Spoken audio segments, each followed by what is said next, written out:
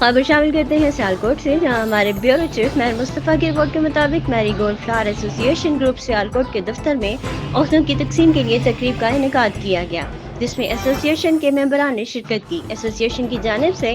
मुबारक अली को सरपरस्त आला सदर AR Sahil, Bismillah flower and catering cantt,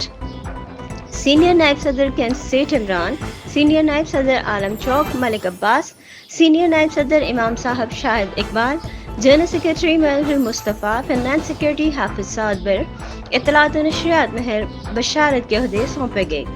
इस मौके पर सदर का ओहदा संभालने पर AR साहिल ने तकरीब करीम से खिताब करते हुए कहा कि तमाम ओहदेदारों को मुबारकबाद पेश करता हूँ